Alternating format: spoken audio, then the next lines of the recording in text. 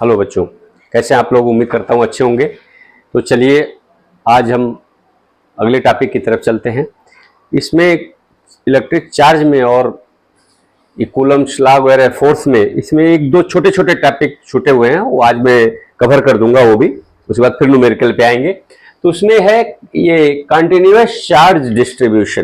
Continuous charge distribution मतलब charge का जो डिस्ट्रीब्यूशन हो वो कंटिन्यूअस लगातार हो, समझे ना? मतलब यूनिफॉर्मली वो डिस्ट्रीब्यूट हो लगातार। पहले ऐसे होता था एक चार्ज यहाँ रखा है, एक चार्ज यहाँ रखा है, टू चार्जेज आर केप्ट। ऐसे नहीं, चार्ज लगातार यूनिफॉर्मली स्प्रेड हो किसी पे। मान लीजिए एक वायर है, उसके लंबाई पे, लेंथ पे चार्ज डिस्ट्रीब्यूशन हो, एक लेंथ पे या एक सरफेस पे या एक वॉल्यूम पे पूरा चार्ज भरे हुए हो, ठीक है। अब इसमें सबसे जो चार्ज डिस्ट्रीब्यूशन है, कंटिन्यूअस चार्ज डिस्ट्रीब्यूशन है, ये 3 टाइप्स का इसमें आता है। नंबर 1 है linear charge distribution. Linear charge distribution, linear charge distribution मतलब in one line charges are distributed, ठीक है। एक लाइन में इसमें सब पे चार्ज, मान लीजिए पॉजिटिव चार्ज है,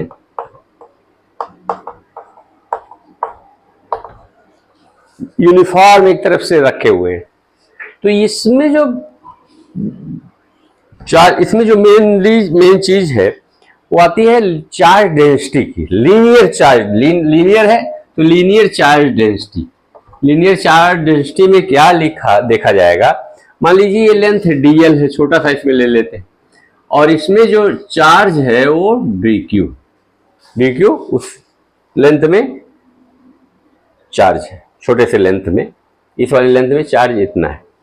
तो जो डेंसिटी होगी इसकी, मतलब charge per unit length, charge density क्या, लीनियर चार्ज डेंसिटी इसको बोलेंगे dq by dl। dq by dl मतलब चार्ज dl लेंथ में कितना चार्ज है, इसी को कहा जाता है लीनियर चार्ज डेंसिटी। इसको लैम्डा से रिप्रेजेंट करते हैं। Lambda equal to dq by dl, या आप इसको डायरेक्ट पूरे चार्ज को अपॉन लेंथ भी कर सकते हैं, q by l। Lambda equal to q by l।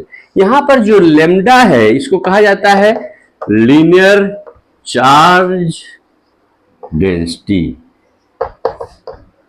Linear charge density, lambda को क्या कहेंगे, linear charge density.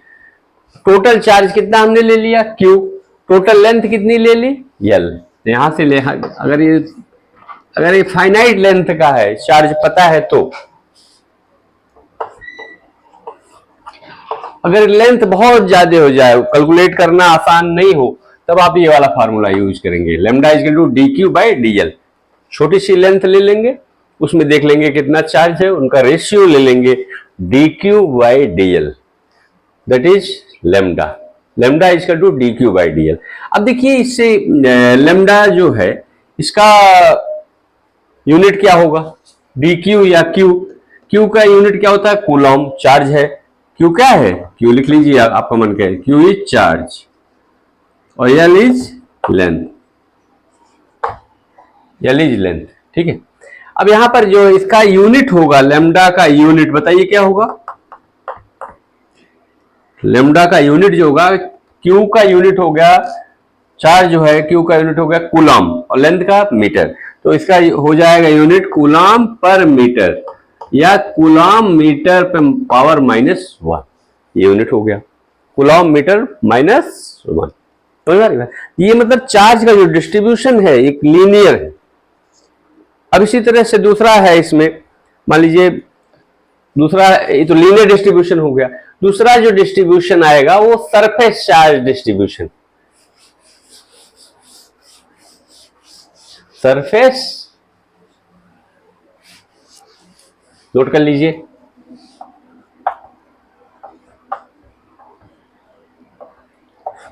Surface charge distribution. Surface charge distribution का मतलब क्या हो गया, एक पार्टिकुलर एरिया, जैसे मान लीजिए ये बोर्ड है, वो 2 डायमेंशनल केस है, इसमें बोर्ड में पूरे सरफेस पे कितना चार्ज डिस्ट्रीब्यूट कर दिया जाए, एक लाइन में नहीं, पूरी बोर्ड पे चार्ज डिस्ट्रीब्यूशन हो जाए, तो मान लीजिए पूरा बोर्ड है तो उसका एरिया, जिस एरिया में चार्ज डिस्ट्रीब्यूशन है, मान लीजिए वो टोटल एरिया एस है।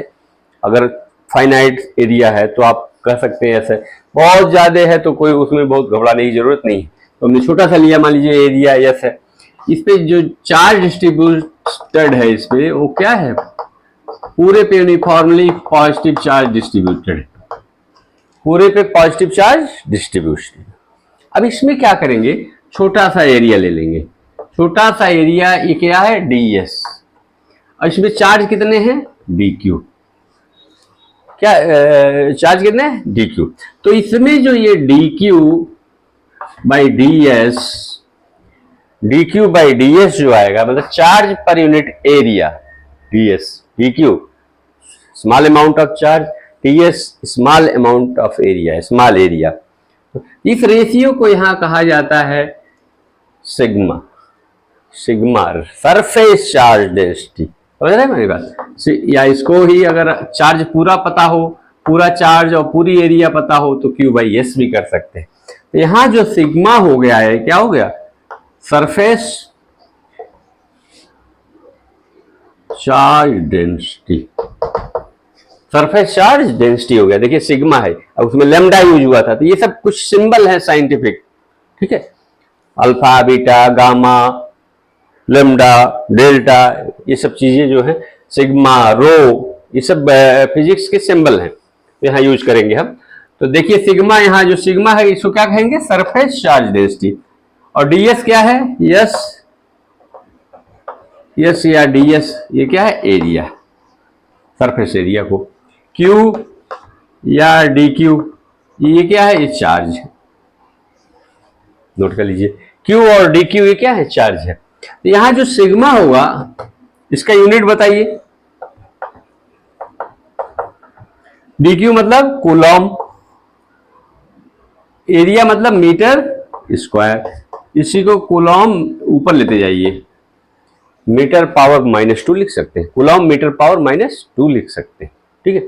ये हो गया आपका, क्या हो गया ये सिग्मा, सिग्मा मतलब surface charge density, surface charge density, ठीक। ये सरफेस चार्ज डेंसिटी हो गई, लीनियर हो गया, फिर सरफेस हुआ।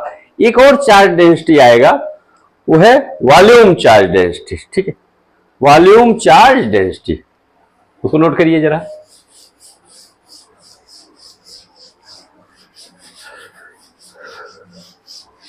वो जो है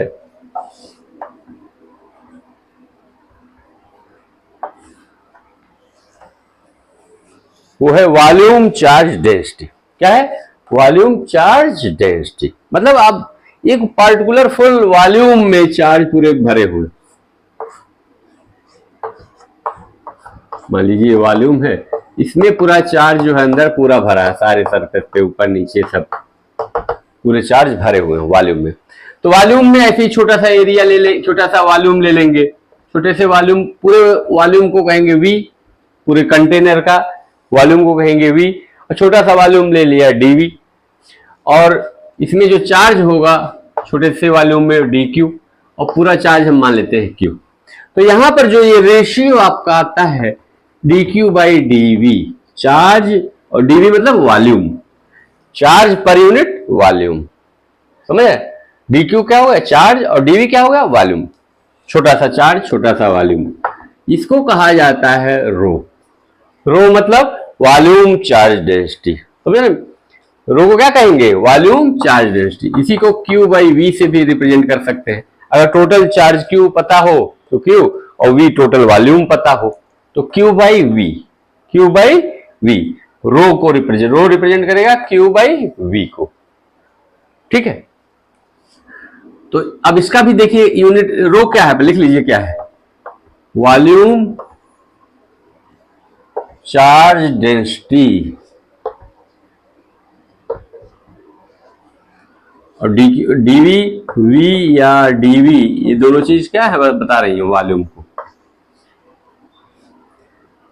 Q या dQ ये क्या है, Q dQ charge, Q dQ क्या है, चार्ज हो गए। अब इसके भी यूनिट की बात आती है, यहाँ मैं छोटे फॉर्म में से लिख देता हूं तो आपको अंडरस्टूड होगा, ये clear.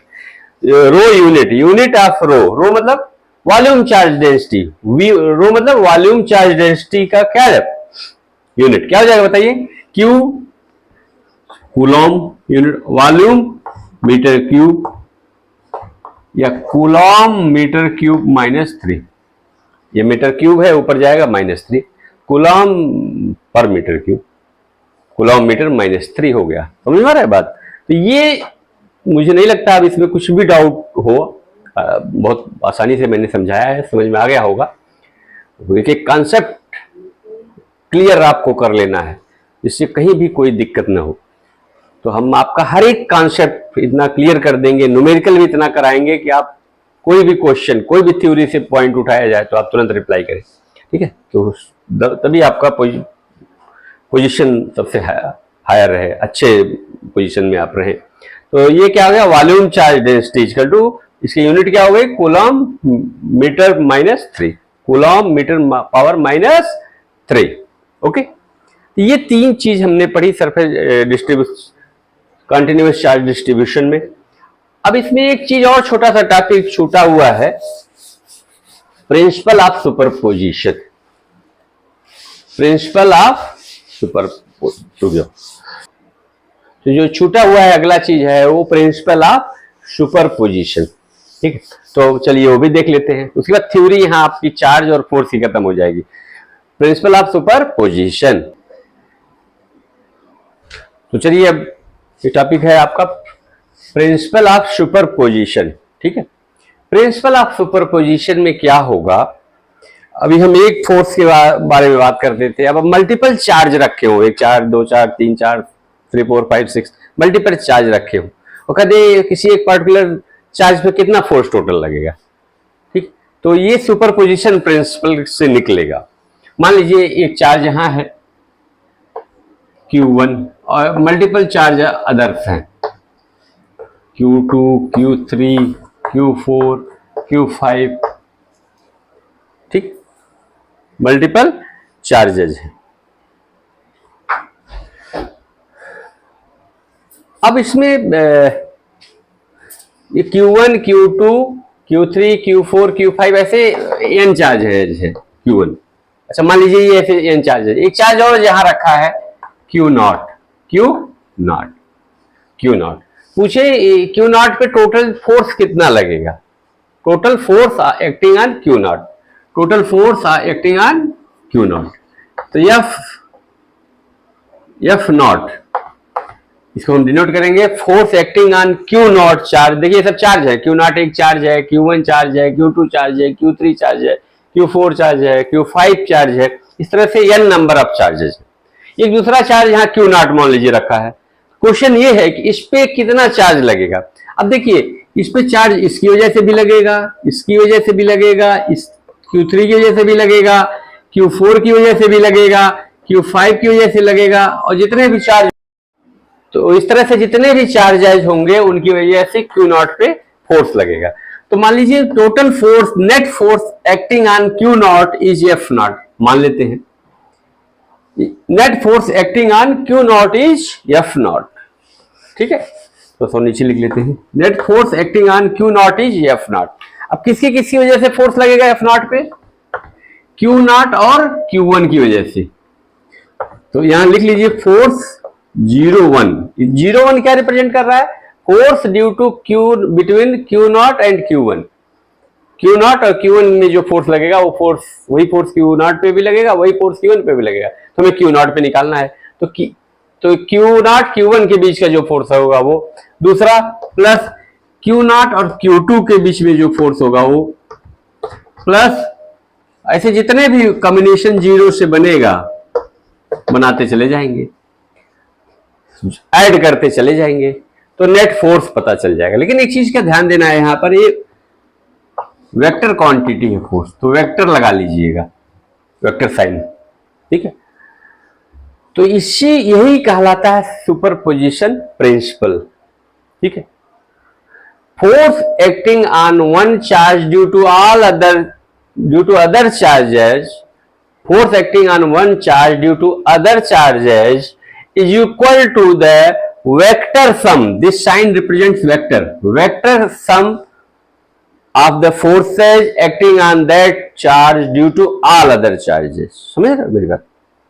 Force acting on one charge due to all other charges is equal to the vector sum of forces acting between this charge and all other charges, or forces acting on that charge due to all other charges. That is superposition principle. Note कर लीजिए इस चीज को.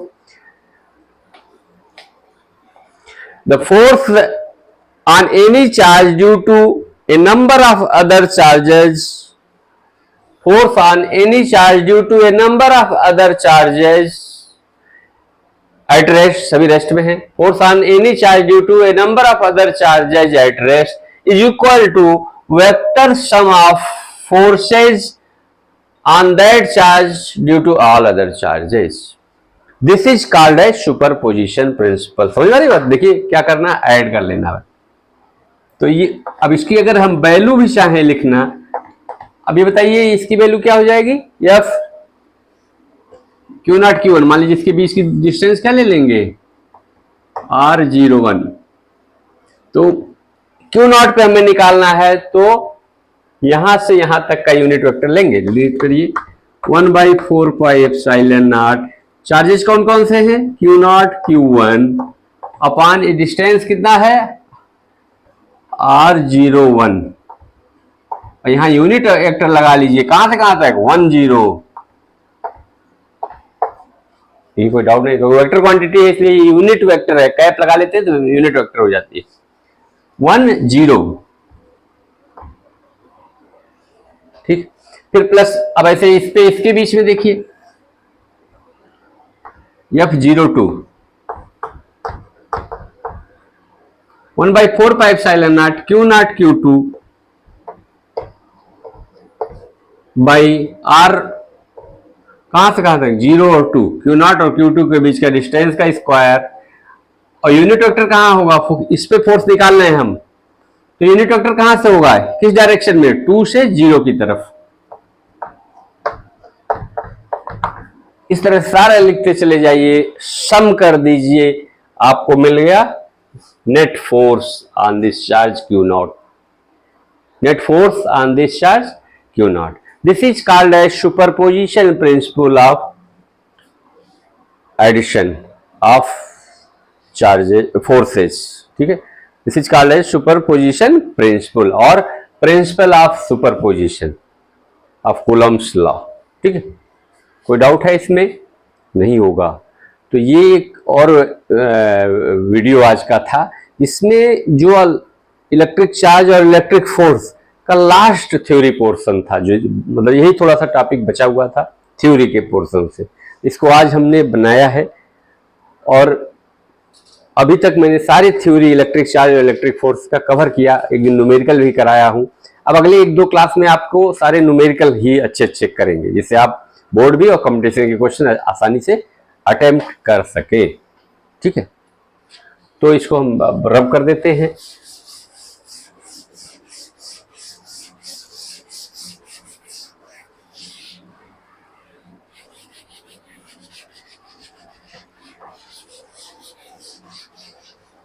देखिए बच्चों, आप video को हमारे फॉलो कीजिए रेगुलरली. आप विश्वास कीजिए, एक एक कॉन्सेप्ट आपका क्लियर हो जाएगा फिजिक्स. बहुत अच्छे से आप परफॉर्म करेंगे. हर वीडियो को आप देखिए और समझने की कोशिश कीजिए. थ्योरी पोर्शन में कुछ भी बाकी नहीं रह जाएगा, न्यूमेरिकल में कुछ भी बाकी नहीं रह जाएगा जो आप इजीली अटेम्प्ट नहीं कर सके. तो मेरे चैनल को फॉलो करिए. पहले सब्सक्राइब कर लीजिए और रेगुलरली इसको फॉलो कीजिए. ठीक है.